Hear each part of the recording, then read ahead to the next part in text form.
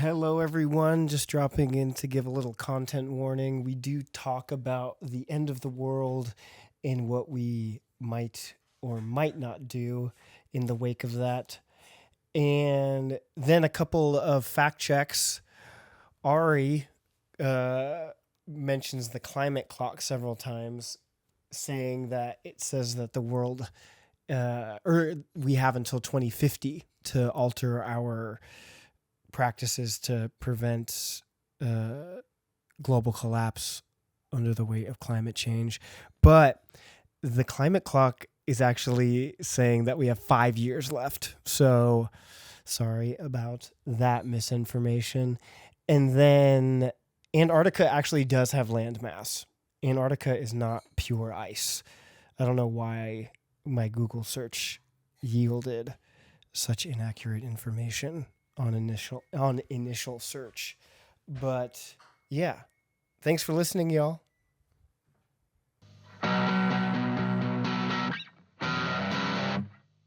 What's your favorite meme? My favorite meme? Yeah.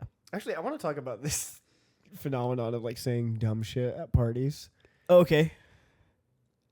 Yeah, I actually really feel that. Yeah. Like just to like fill the silence, I'll just find there's so often I will find myself thinking, shut up. Like why are you saying anything right now? Yeah. Yeah. And yeah, it's so funny because it's just like a vicious cycle. Because it starts from a place of anxiety. Right. And then it just seems to sustain that's anxiety. It never works. Yeah, it never works. Yeah. Like, why can't I just stop? Yeah. But What's the most embarrassing thing you've ever said at a party? oh fuck! Most embarrassing thing I've ever said at a party? Oh my word! If you remember, if it plagues every waking moment for you. Plagues every waking moment. No, it doesn't have to. I just meant like if there was something from 10 years ago that you remembered and you're like, yeah, because I think about it all the time because it was really awful and I wish I hadn't said it. I remember. Oh my god! So I relatively newly single. Sure. And I'm in New York, New York. in the Big Apple, and my buddy he used to throw parties. He used to be like an event guy. Hell yeah. So I'm at this party, and just getting plugged with free booze and ketamine, like all this stuff. Wow. Just going ham, and there's this poor woman drinking martinis. Mm-hmm. And I keep going, you're like James Bond. And like, it's like, I think I told her that like upwards of like 20, like a ridiculous amount of times. I was just like, you're just like James Bond. And like, I remember seeing her on the dance floor and like dancing up to her and being like, God, you're just like James Bond. And my friend Jack having to like pull me away, having to be like, leave this person alone. Dude. Yeah, that's pretty bad. Yeah, and then I blacked out and was like so scared. It was like, did I harass her? Like, am I about to get arrested? And my friend Jack was like, no, you just kept calling her James Bond. Everybody's like, oh my God, we get it. Yeah, we get the joke. Yeah. Oh my goodness. You get arrested and they're like, stop saying that. Yeah. Been arrested for just annoying somebody incessantly. But yeah, that's probably. I mean, that's pretty high on the list. That's hilarious. That's so funny. She was like James Bond. Yes. Well, don't drink a martini if you don't want somebody to go, oh, hey, James Bond. Drink something else. Don't be an asshole. No. She can drink what she wants. Yeah. No. What about you? What's your most embarrassing? I don't even know. Something embarrassing I said at a party. I don't go to a lot of parties, Ari. That's number one. Actually, I will say when I see you at parties, you're like holding court. Like, you're like badass. You're, Oh, like, thank telling you. stories, making people laugh, making people Thank feel you. included. Making people feel included. Thank you. Yeah, it's cool. Thank you. I actually was. This isn't me avoiding the question. I'm trying to remember something that I did. Well, my favorite story, which is probably the most embarrassing thing that ever happened to me, was I was like 13 at my friend's birthday party, and we were like, I might have been 10, and we were at like this park, and it had rained, and I slid down the slide. I think I may have told you this. I slid down the slide, and the water like ate through the fabric of my pants and also underwear. Oh, no. And it split like right down the crack, and like everyone saw my bare ass. And you're 12. I was younger. I was younger than that. I think I was probably like 10 or 11. Okay. Yeah, I said 13, and I was like, no, I was probably like 5th grade. And I'm like holding my butt, running, and I'm like, my pants ripped. Someone help me! My pants ripped. Like, not like running through people, but like everyone was there. Everybody saw, and I was like, Mom, I need new pants. My pants ripped. Everyone saw my butt. And I remember like running away, trying to cover my butt, and everybody was just like, look at Casey's butt. Jesus. Because it was out. Yeah, kids. But I don't know. That's not as funny as James Bond. Well, mine is like a human being a belligerent asshole, and yours is like that poor child. It's all right. I think it's really funny. This also wasn't your fault. That's true. It was Mine was completely my fault. Wow, I feel like this is a little microcosm of the show. But things not being my fault. No. My name's Ari. I'm a monster. My name's Casey, and I'm doing my best. It's true. I'm just doing my best. I don't think you're a monster. I don't even think James Bond thinks you're a monster. Whatever her name is. I hope not. I'm sure she doesn't even remember. She's probably like blacked it out. But Well, yeah, I don't know. But that's the thing. I don't go to a lot of parties. I'm glad on the outside I look like I know what I'm doing. You really do. I frequently I found myself being like, Casey's got Riz. Oh yeah. Thank you. It's cool. We talk about this often, listeners.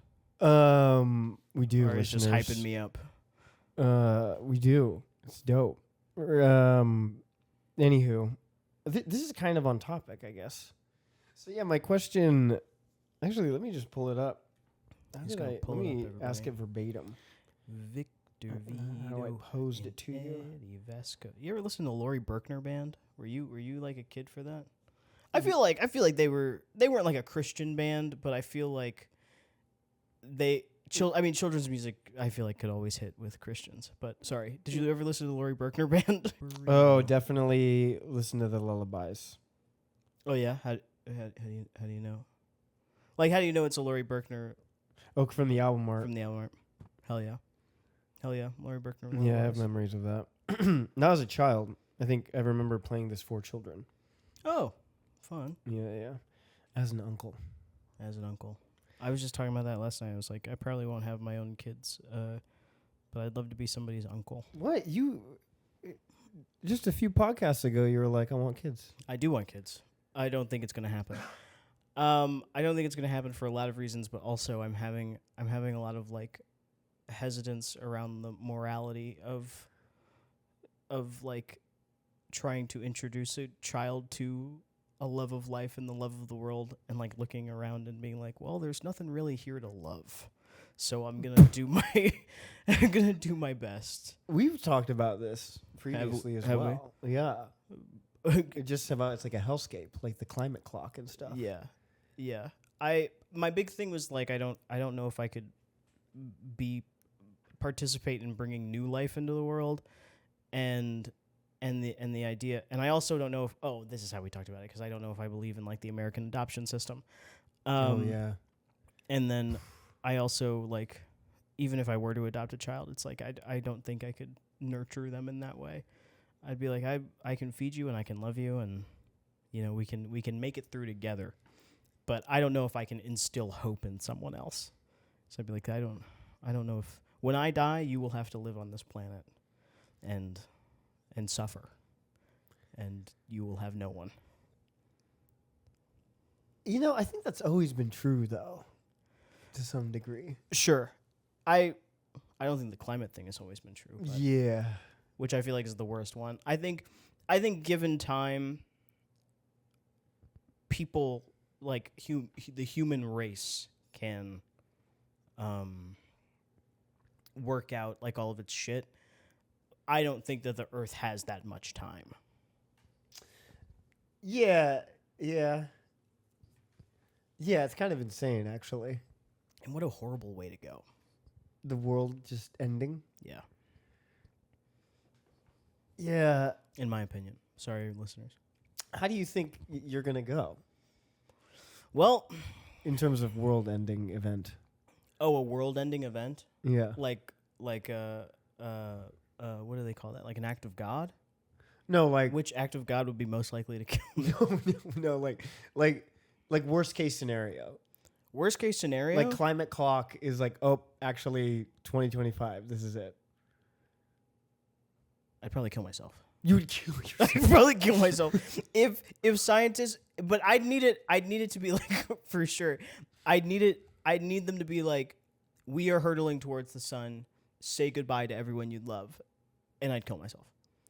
I wouldn't have it be like the scientists are like, well, it's getting pretty bad.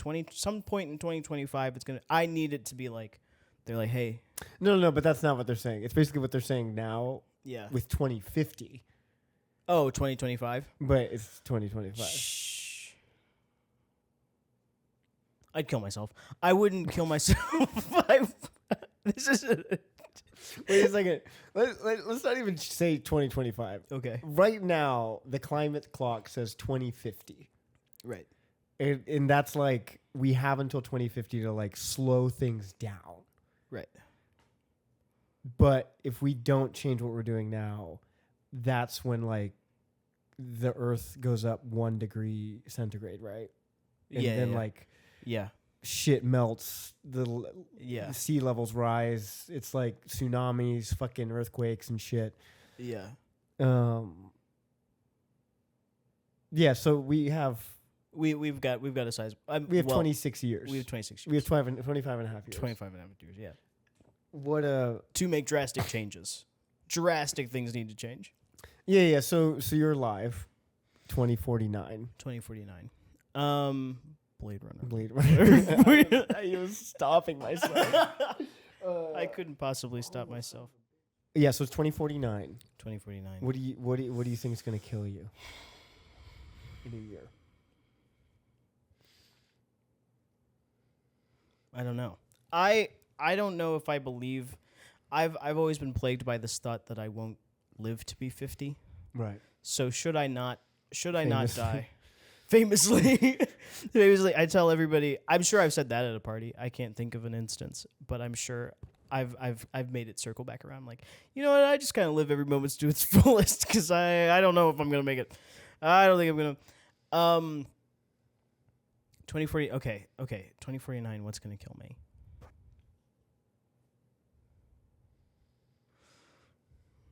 Nothing has changed. Yeah. Nothing has changed. I'd probably kill myself. Maybe I'm not understanding the question Are you properly. gonna kill yourself? You don't. Well, I'm just thinking like for me, I don't think I have the capacity to kill myself. I'm very selfish, very vain. You're like, I'm gonna see what happens. yeah. And if I'm in California, man, it probably a tsunami, probably like a horrible like tidal wave. Yeah, probably, yeah. And like that sucks. Like when I really sit down and think about that, Yeah. that's awful. I hope I'm killed by like the force and pressure and not like floating around drowning. You know what I mean? That's what I'm thinking. Like so you get I get bashed in the head. Yeah. And then I'm floating around. Yeah, and you're never found. Like, Yeah. should the human race survive, no one will ever know what happened to you. Yeah. It'll probably be like 9/11 where people just like walk around and they're like, "Have you seen Ari? Have you seen Ari?" This is horrible. Oh my god. You I guess wow. you didn't ask what was going to happen after. You're dead. You don't need to know this stuff. Yeah. The why the fuck am I in the place where we live? I ask that all the time. But there's nowhere you can't escape it. Not a tsunami. But I mean, like it sounds other like things. Arizona is like safe. Arizona, where it's like 112 degrees. Oh yeah, the heat, huh? Yeah, the heat's really bad, and also like rattlesnakes and stuff. Yeah. I thought they have like the least like seismic shit Yeah. and the least like. I mean, and like if a tidal wave does happen, it's like they'll just be the new coast. Besides the heat, I feel like I agree with that. But I think there the heat would kill you. Fuck. I think Okay, you'd, that like, sucks. burn alive. Do you just go to Antarctica? Is that the new spot? Well, the ice caps are melting. Yeah, but there's land underneath the ice. Or is Antarctica solid ice? I thought Antarctica was solid ice, but I'm still kind of tripping on the fact that penguins and polar bears don't know each other because they live on opposite poles. So I don't really know what you know what I mean. In my head, I was like, penguins and polar bears probably hang out all the time because they live on the snow, but they don't. They live on opposite. Which I guess I also forgot. I forgot that there were two poles. I was like, oh, North Pole, South Pole, but they're also just one big pole. You know? What? No, No, that they're was two that was separate- my thought. That was my thought. was That was your- my I thought. see, I was see, like, I oh, see. they're just big poles. Which is crazy to think about. Yeah, is there land in Antarctica? Oh shit! Oh. It has no land mass. It's just ice. Okay, so you can't go to Antarctica. You gotta go to the other one. What's the North Pole? Fuck. Wait, is Antarctica the North or the South Pole? The South Pole. Okay. North Pole. I wonder why that land is. mass. There's no land mass on the North Pole. You can't even go there. I don't know where you could go. I don't even know where you could go. Oh my god. I'll be 60. Jesus Christ. What, in 2050? 2049? 2050. Jesus Christ. Yeah, I'll be 60 years old. My God. Well, I'll be 59. Until the end of 20. But by then, the Earth's fucked. Yeah, so what's like my game plan here? That's what I was thinking too. I was like, well, I guess if I'm 50 years old, I don't know what my life is like. Do I have like a family? Oh Is it gonna be really bad if I God, kill man. myself and leave my family? I'd be fucking pissed if you killed yourself. You're like, oh come on, we're all supposed to die together. Yeah. Be like, who am I gonna do the podcast with? That'd be so fucked up. Like the Earth is dying, and we've been doing the podcast, and you're just like, well, listeners, Casey killed himself yesterday, so no more podcast. Well, you could have like rotating hosts. You could just bring other people on. This is horrible. It's all right. It's a long ways away. It's It's 26 years away. It's not that long ago. Like It's not. it's not. Like, how old are you? I'm 24. It's like that much time. Yeah. Yeah. The life that I have lived just again, and the world is gonna be over. Yeah. Yeah. I mean, we're making light of it, but it like, from my understanding, it's like no, that's it. That is it. Yeah. That's wild. Yeah. Maybe Yes. I mean maybe not. They were always saying. I mean no. I'm being an idiot. I think. This isn't to sound like pessimistic. I never want to sound like overly cynical, but the way things are going, I don't think anybody that can like do anything now. I don't think any of the roots of the problem like give a shit, like all these like corporations and stuff. I don't think they Yeah. give a shit. Yeah. Yeah, they don't because why would they? Right. Um. They'll probably invent something that costs $1 billion that will protect you from the apocalypse. The Fallout shelters from Fallout. And then it's just a bunch of 1%ers. They would love that. But then who would they exploit? Then what they would do? They'd probably divide themselves up again. It's just inevitable. Yeah. Suckers. Enjoy the destroyed planet as it hurtles toward the sun. So as we catapult toward inevitable demise, in these 25 years that we have left, right? How do you hope to change your life? Change my life. The question I actually asked was,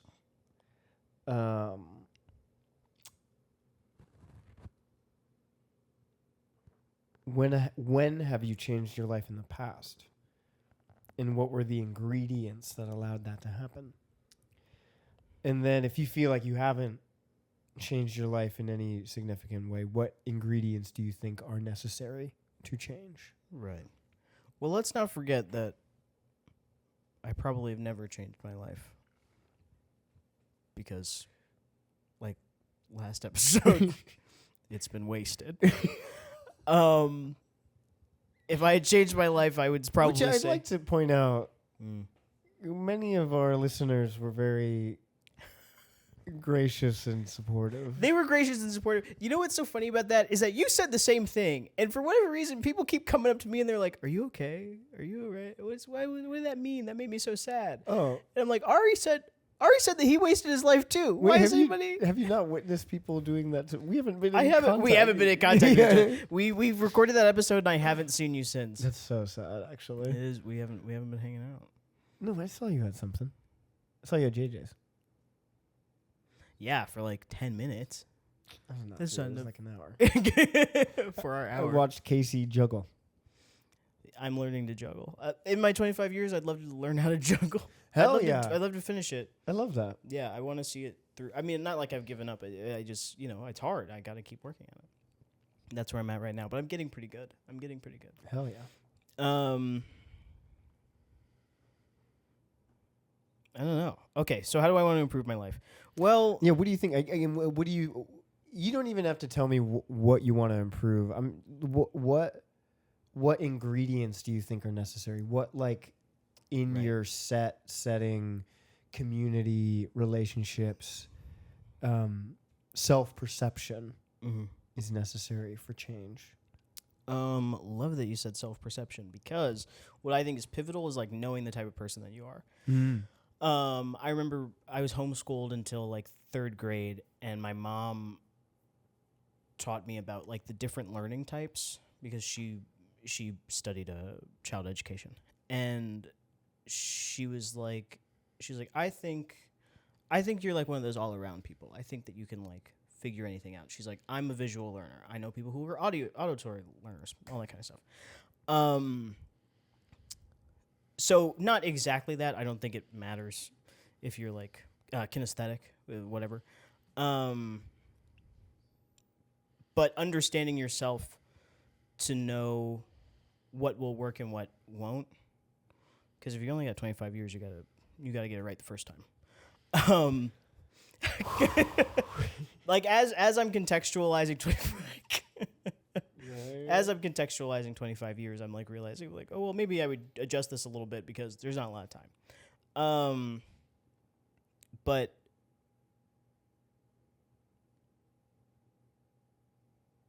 things like that. So I'm not very good at like sticking to things.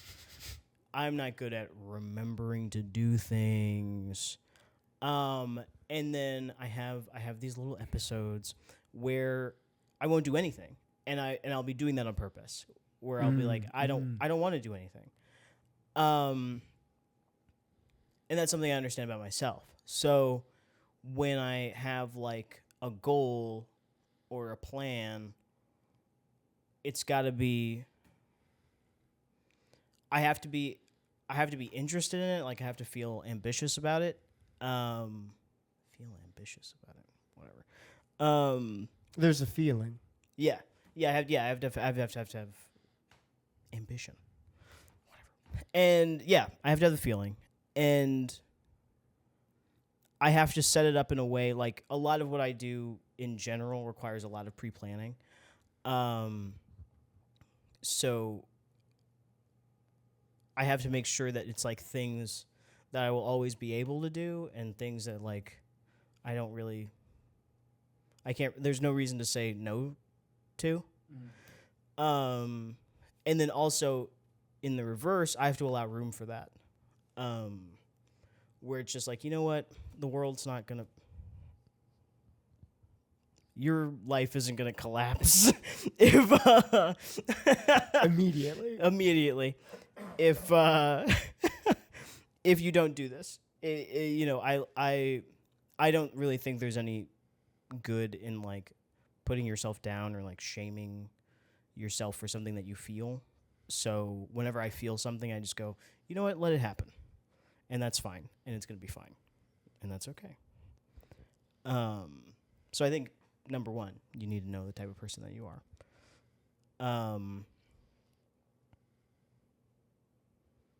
Would you ask about my setting? Yeah. I keep using the word ingredients, but ingredients. Yeah, I think like, the where you live, how you live. I mean that's.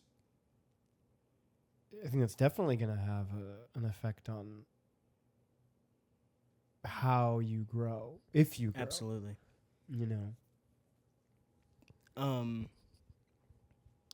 Two things. I'm a messy person. I live a very cluttered life, and currently, I work roughly an hour to maybe like an hour and a half away from my house. I think wherever you can make it easy for yourself, that's probably where you should start. Like, before you go, I just have to accomplish A, B, and C to get this thing that I want. Make sure that you're in a space to even accomplish those things. Like, clean your house. And if you can, I mean, moving is no easy task, but a huge thing for me is that I get 2 to 3 hours of my day just cut out, just purely in travel. Damn, yeah. And that's, sometimes you need that stuff, that time. Yeah, 'Cause absolutely. There's only 25 years left. If we only have 25 years left. Yeah. Holy shit. Which makes me want to quit my job. Yeah. Which makes me want to kill myself, but also quit my job. Yeah. No, I feel you. Well, Thanks for listening, everybody. yeah, thanks. But no, I love that. I love that. Like knowing who you are, and then making your environment easier. Yeah. Yeah. Yeah. I think that's. Yeah, I mean that makes sense to me. That tracks. Thank you. And that also feels like broad enough and yet specific enough that it's actionable, but like I can project my own life onto that. Yeah, sure. I'd hope anyone could. Because I think so often people will have these conversations and it's just so prescriptive. Where the advice or the advice becomes like the middleman. Okay. If that makes so like if you were to say like, yeah, for me, I need to meditate for an hour a day, and that's gives me clarity to live my life or whatever. Somebody might be like, oh, therefore I need to do that too. Yeah. And suddenly they're like patting themselves on the back for meditating an hour a day for a week. But it's like, wait, has your life gotten better? Yeah. Or did you just copy this person? Yeah. Yeah. Like everybody's different. Everybody has like, and it gets back to what you just said. Like know yourself. Yeah. And then filter every piece of advice that you get through that, and discard what you need to discard. Yeah. I mean, a great meme.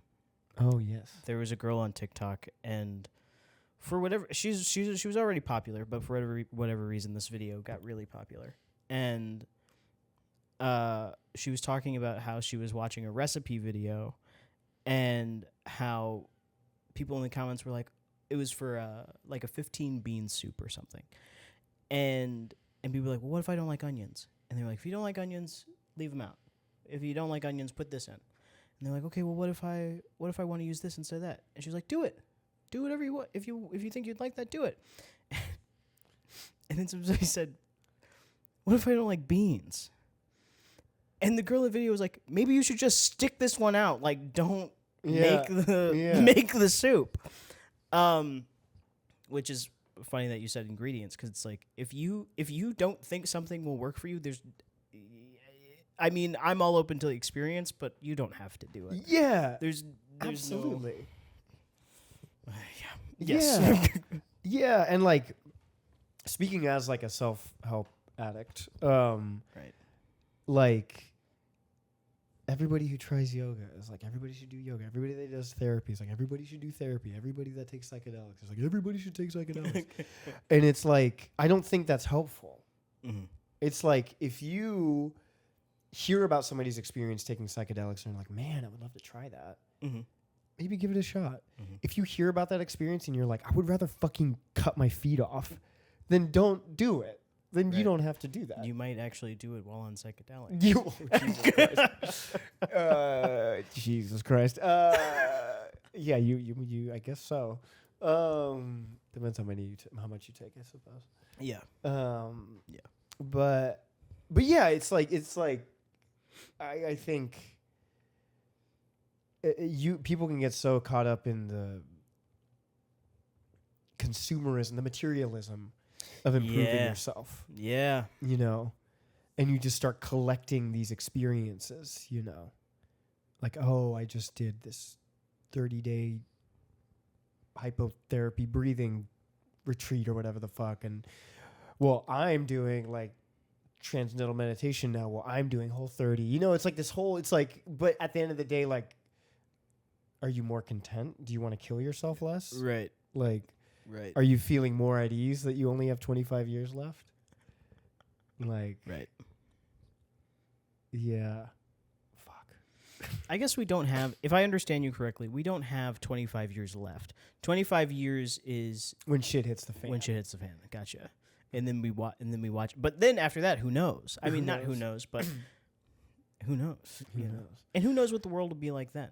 Yeah, and because again, 2000 is very different from today. Yeah. And like there are places on the internet where it's like, no, this is definitely like 25 years from now. That's when it's done. Like it's it's just all downhill. There's no going back. But then there's other people that are like, well, it's like speculation. We're not quite sure. So who fucking knows?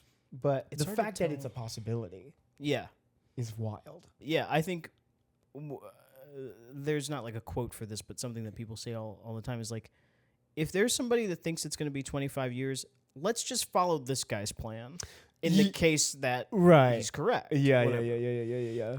Or she's correct or they're correct. Yeah. Whoever the scientist is. Whoever this person is. But yeah, wow, holy shit. Yeah. Thank you for sharing. Oh, sure. I think there are some people who could. I was just hitting a point where I was like, I feel like I'm pretty all right. Like, I think I'm a pretty okay person. And then I was like, well, maybe let's work on ourselves a little bit. And that's where we are. Yeah. Hell yeah. That's beautiful. Thank you. Thanks, everybody. Anyway. When did you change your life? When did you? Oh. Or what did you do? I don't know. If you want to answer how in the past have I changed? How about right? changed my life? I don't want to put you on the spot, I guess. God,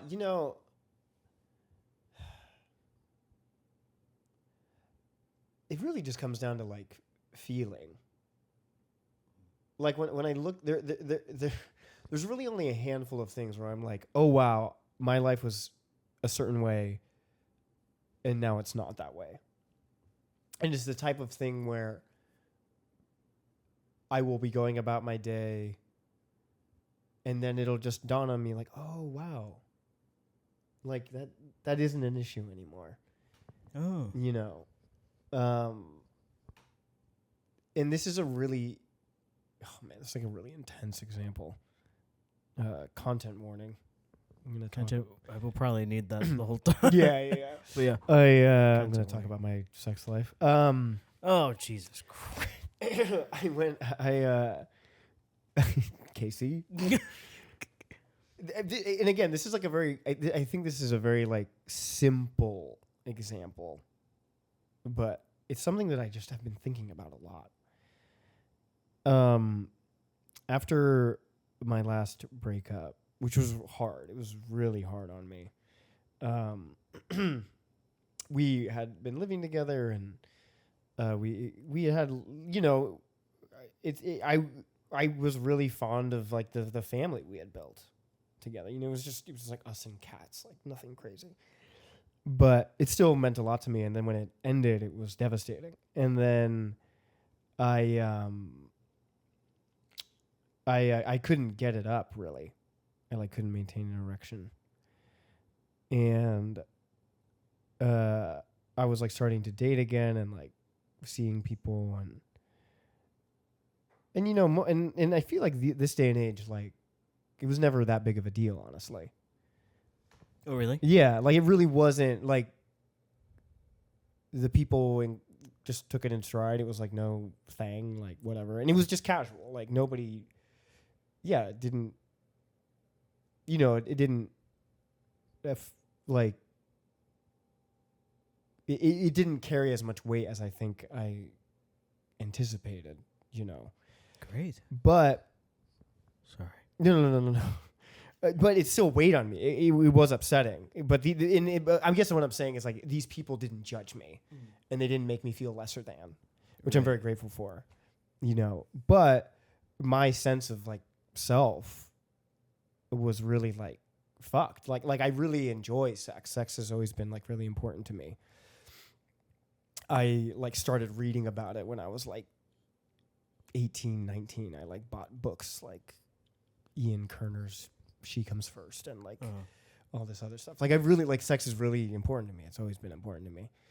And suddenly I couldn't really like engage in it in ways that I had in the past. And there was one night where I was with this woman, and the next morning, and I was sober. And the next morning, still sober, it just really, I don't know. I didn't have my headphones with me, and my phone was about to die. So I like couldn't check it because I don't have a car, so I like had to figure out how to get home, And so suddenly when I don't have my headphones and I can't be scrolling on my phone incessantly, I'm just kind of forced to feel stuff. And it was just annoying. It felt like this like cloud in my head, just like storm in my head. And yeah, again, this is like so silly. I mean, it's not. Anyway, I shouldn't qualify it. The point is like that day, like after really just sitting with the feelings, I like sat down and started just Googling stuff. Just being like, what's going on? Like I'm in my 30s. I must like healthy-ish, like what's happening? And my first thought was like, let me try like pills or whatever. Let me try like a cock ring, all this stuff, But then like eventually I got somewhere where they were just talking about like blood flow. And they were like, something that can help with that is like Kegel exercises. And I like discovered this app called Doctor, and it just like guides you through Kegel exercises. And a month later, it was no longer an issue. Wow. It was like crazy. And like to this day, it hasn't really been like that. And I really like, I don't know, this just sticks in my head because it was such a clear line of like, I was really feeling down about something and I'd been ignoring those feelings. I just hadn't been addressing it. I was like too scared to look it in the face. And then I finally addressed it, took care of it, and my life was better. Let me just add a disclaimer. Sex is so much more than penetrative sex. Being able to have sex without an erection, I think, is like very important and can be very liberating. There's so many ways to pleasure somebody without your fucking penis. Like, you have a hand, you have a mouth, there are a plethora of toys, and I'm sure the person that you're with has figured out how they like to feel, and they can help you do that for them. But, and that being said, like, I like took these steps to you know, figure out this problem in my life. And then like that rabbit hole, like, yes, there was this like physical exercise that helped, but it also just forced me to kind of address like, why do you feel ashamed of this? Like, what is it saying about my sense of self and like my sense of masculinity? And like wrestling with those things is like, I mean, it just helped me figure out a piece of myself, like who I am. Sure. You know, sorry, I'm just like talking out of my ass. No, it's very interesting. That was a great story. A great contribution. Oh, thanks. But yeah, I think the ingredient though was the feels. Sure. The and specifically the bad feeling. And I think so much of my life I'm trying to avoid the bad feelings. But the older I get, the more I realize that the bad feelings aren't a bug. They're a feature. Right. And they can help you like get shit back on, you know, just figure things out. Yeah. So yeah. Absolutely. That's the ingredient, I think. I mean, in my very specific world, this is not catch-all advice for people, but that like where I'm at, I was like walking around, I was like, I don't know, like I'm just not like confident in anything, and like I was walking around and like, oh,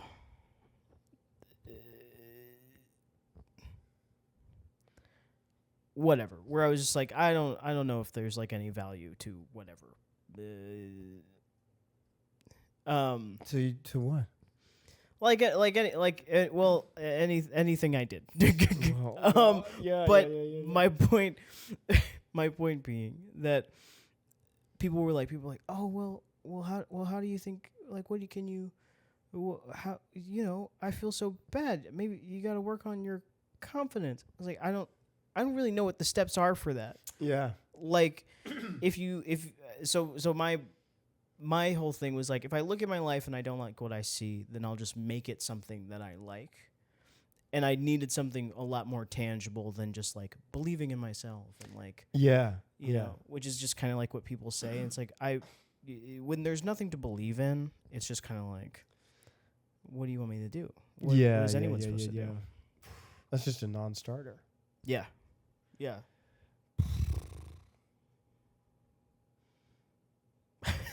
But you're right. It's like really looking at your life though. Yeah. And that can be painful. Yes, it can. And that pain, I think, is useful. Absolutely.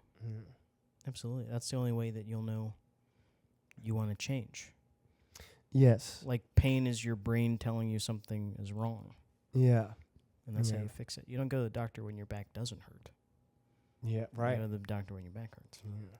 That's how you fix it. No, absolutely.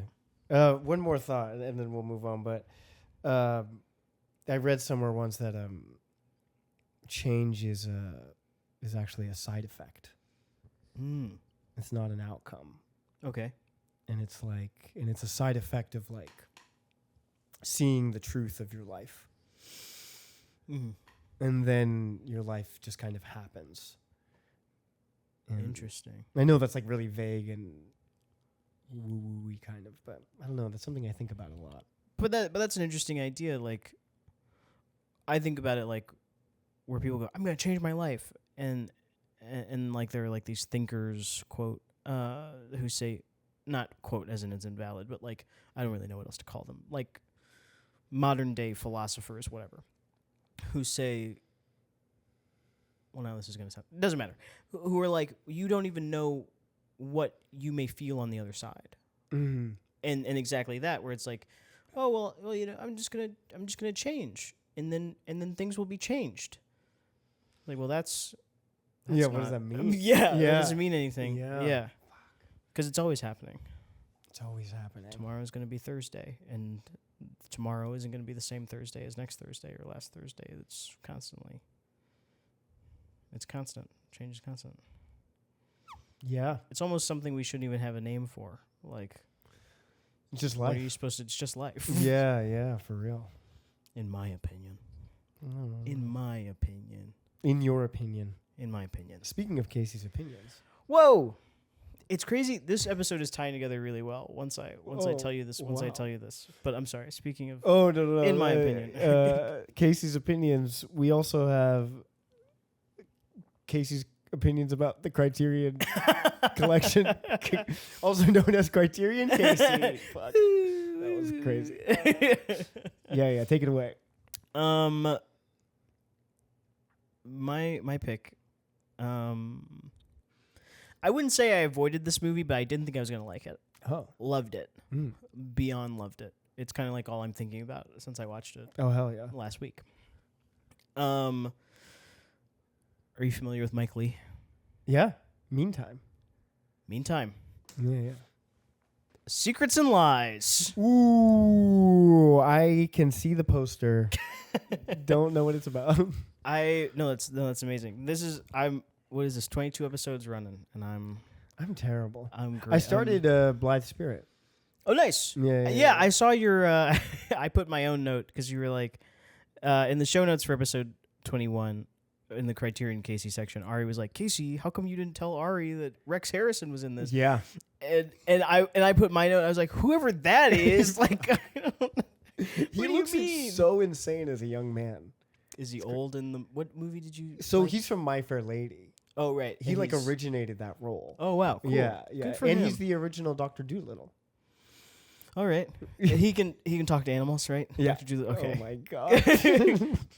Never mind. I know Dr. Doolittle. I just couldn't remember what his thing was. We bought a zoo and Curious George, and then there's Dr. Doolittle. I can't keep up with all the animals. True. Fair. But anywho, yeah. Blithe Spirit. I started Blithe Spirit. Nice. What do you think? It's fun, right? It's just it's fun. But again, I'm just in this weird space where I'm just watching Harley Quinn. So David Lean's rolling in his grave. Yeah, he is. You're like, because they're both available on Max, which is Yeah. so funny. Yeah, and you're like a couple clicks, and I could be watching Harley Quinn. I don't know. I'm just in a not weird space. I'm just in a season where I'm watching animated adult television. That's great. I'm digging it. I watched all of Family Guy until it was over. Hell yeah. And then I don't know really. I don't know if I've ever recovered. I don't know if I'm doing anything after that. But I understand. Sometimes you just watch animated adult television. Yes, I'm just in that place right now. It happens. But continue. What is Secrets and Lies? Secrets and Lies. Yeah. Secrets and Lies. 1996, directed by Mike Lee. The Criterion Spine number is 1070. Okay. So a fairly recent addition. I always use like the Godzilla box set as a before and Reference after. point. Yeah. It's really great. So it's about this. It's about a lot of people. The big stars are Brenda Blethyn. Blethyn.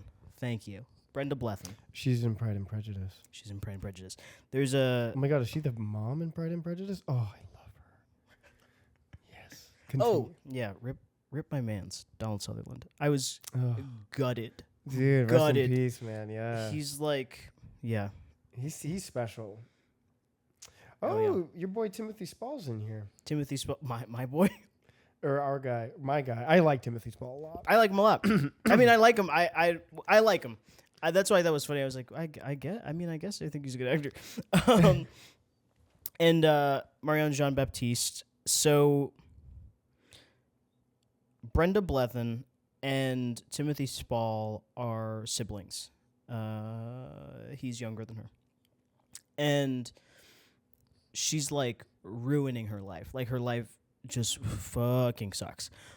She's got a daughter. It's coming up, like the movie's coming up on her 21st birthday, and like the whole first act is like, she's like, "Hey, where are you going?" And her daughter's like, "Fuck you, mom." Fuck. Like she's always just running around. She's like, "I fucking hate you. You shouldn't meet my friends. Like I hate you so much." And then Brenda Blethyn's like drinking and crying, and so that's their life. And then Timothy, you got to Timothy Spall, and he's got his wife, and there's something like off about them. Like they're just what I perceive is like they're going through a rough patch, whatever that may be. No spoilers. But they're like financially well off, and you know they seem to love each other at least a little bit. But he like has like he's like kind of missing something. Mm-hmm. So then we follow them for a little bit. Cut to Marianne Jean-Baptiste, and she is trying to find her birth mother. Okay.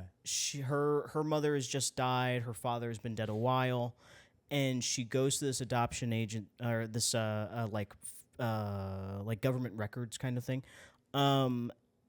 And there's someone which I thought was really great. There's someone there to like usher her through it. Mm-hmm. Like she's like, here are the documents. Here's where the information that you want on these documents. Like, you know, she's like, that's her name. Whoa. That was the day. Blah blah blah. And she was like, if you want to get in contact with her, let us know and we'll facilitate that. And then she tells her all like the risks. She's like, she may not want to see you. You may not like her. We may not be able to find her. She may be dead. Blah, blah, blah. But like she's telling her every possible outcome. And she's like, take as long as you want. I just want you to know that the outcomes, the possible outcomes, right? And she's played by Leslie Manville, who her character doesn't even have a name. Yeah. But she's just sitting there and it's like, yeah, she's a fantastic actress. So it's not as subtle as this. This is kind of like the point. Like I think you know that going into the movie, but there's this great scene where it's immediately after this, and Leslie Manville's walking away with her bag. You know, she's like in a little rush, and Marianne Jean-Baptiste is on the sidewalk, and she's just like flipping through these papers, and she goes, "Wait a minute.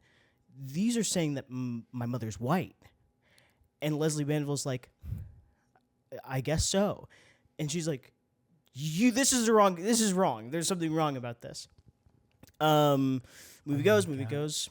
She's like, I'm not going to wait for them. I'm going to call her right now. She like finds her phone number and she's like, I'm going to call her right now. And this is in the middle, like, anyway, she calls. Intense. It's intense. Holy shit. And wait, this isn't even the whole movie. This is Timothy Spall. This is like the first 30 minutes of the movie. Whoa. and I'm not even gonna. I swear I'm coming to the end of this. But she calls and you know it's Brenda Blethyn, and yeah, and she's like, I want to meet you, and Brenda Blethyn's like, you can't do that. You can't do that. Nobody knows about you. She's like, I didn't tell a soul about you. Holy shit. Yeah. And then they meet, and it's like, it's everything that you would imagine it to be. Like, Brenda Blethyn's like, maybe I can start over. Oh, yeah, I I feel like such a failure. And then she's got like this really real quality to her where she's like, well, now I want you around all the time. Like you're like, oh, you no. know? Oh, that's so scary. And Marianne Jean Baptiste is like, she's nothing like she expected her to be, and she's course. not really getting that closure. Oh God. And it's just like them kind of like wading through this relationship. And Timothy Spall doesn't really have like his own stuff going on, but every time we like he has almost like little vignettes. Like he almost isn't part of the plot really. But whenever you go to him, he's like just lost.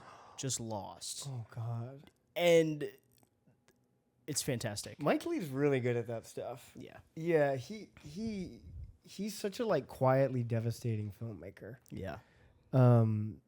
Meantime, the Safdies talk about it all the time. That movie is devastating. Sure. I haven't seen it. Oh Sure. man, it's like,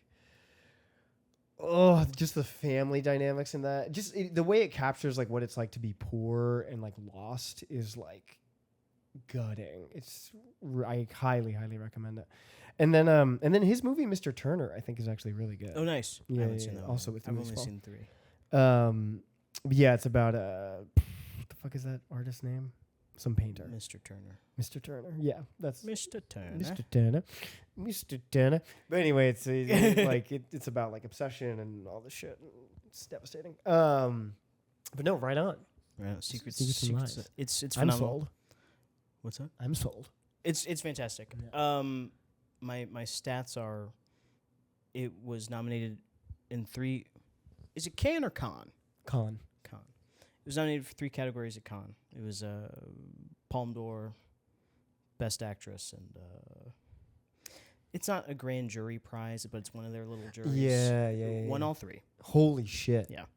And then it was nominated Best Picture, Best Director, Best Original Screenplay, Best Actress in Supporting. Did Mike Lee write it also? Mhm. He's a beast, dude. He's a beast. What the fuck? He's kind of crazy. That's incredible. Yeah. And I mean the performances care. Like that's a movie where you can't give a bad performance or else you'll ruin the movie. Yeah, right. It's great. It's great. Everybody in it is really great. Same thing, listeners. I saw Janet Planet last night.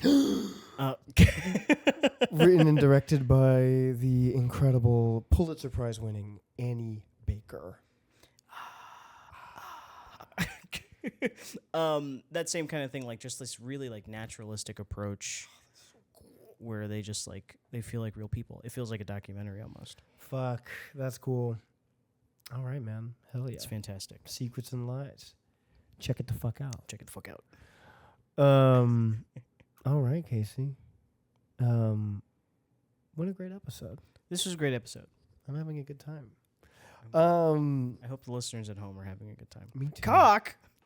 Oh, Sorry, everybody. Casey's commenting on. I just lifted up a book from my air conditioning unit. It's a bookshelf. My bookshelf. And I revealed the play by Mike Bartlett called Cock. And yeah. Is it about penis or is it about roosters? It's about man who's in a committed relationship with another man who like starts an affair with a woman, I think. Tantalizing. Yeah, something like that. Something like that. I haven't read it. I'm terrible. Who's the original cast? It's like famous people. Ben Whishaw. Wow. Yeah, he originated the role of John, who's the man in question, and then Andrew Scott. Wow. Sexy. Yeah, Sexy. Right. Two. And then Catherine Parkinson. I don't know who that is. Sorry, Catherine. Isn't that the industry for you? Isn't sexist. Anyway, we are gonna put a close to our journey with Ursula K. Le Guin. Oh. Yeah, this will be the last poem I'm reading of hers for a while. Oh. But I highly encourage people. This is maybe my favorite collection of poetry I've ever read. So Far, So Good by Ursula K. Le Guin. These are her final poems that she wrote from 2014 and 2018. It was published just a little bit before she died. Just so wild. But yeah, she's incredible. And I am going to read for you today Desire and Fear by Ursula K. Le Guin. A willingness to die is my desire, not of the mind alone, but of the weary heart and weakened bone. My fear is that the body, always wanting more, will clutch at flames of fire sooner than leave me free to go on through the open door.